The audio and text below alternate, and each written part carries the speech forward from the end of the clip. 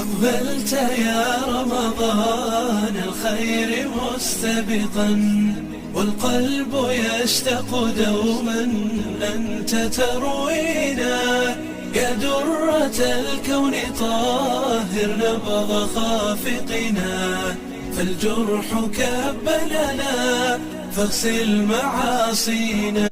sidaa oo kale waxaan qirayaa in Alle subxaanahu wa ta'aala uu yahay Alle subxaanahu wa ta'aala uu yahay Allaha hore iyo midka dambe oo uusan jirin wax lala wadaago. waxaan rabaa maadaama aynu isku nimaanay inaan wax yar la hadlo hooyooyinka iyo aabayaasha. dabcan aabayaashu macallimiinta weeye, hooyooyinkeena garabka ay fadhiyaan. ilaahay idin barakeeyo.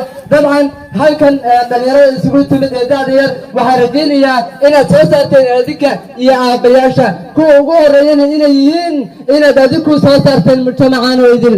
ma rabo in waqtiga uu iga yaraado.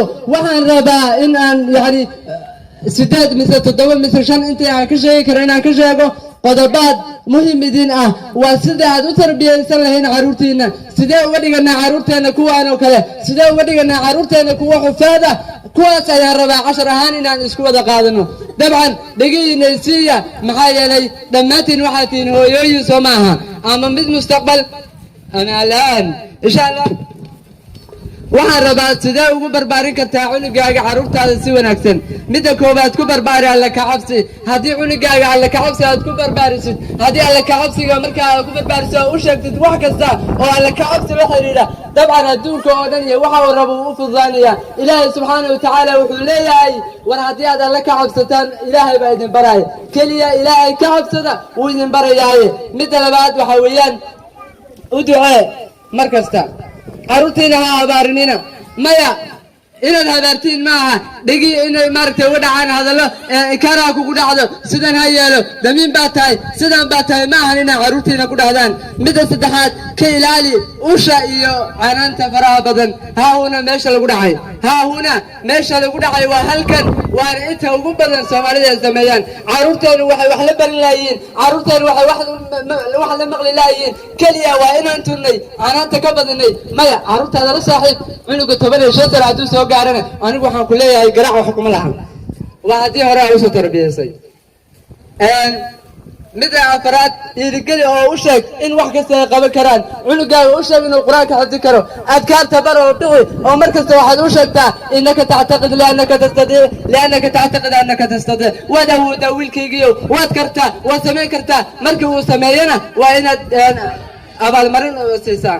midda shanaad u qaba tartan dhextaal ah caruurtaada dhexdooda. haddii 4 yihiin waa inaad u sheegtaa cunugii jus xifdi isbuucan waxaan siin doonaa sidaa iyo sidaa, waxaan geyn doonaa halkaa iyo halkaa. waa inaad u sheegtaa wiilkaaga.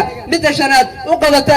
midda lixaad abaalmari marka waxaas uu qabto oo maaragtay ka soo baxaan waxyaalihi u tirtay oo tartanka soo wada yimaadaan waxaad u sheegtaa oo si ijaazadii ay mutaysteen.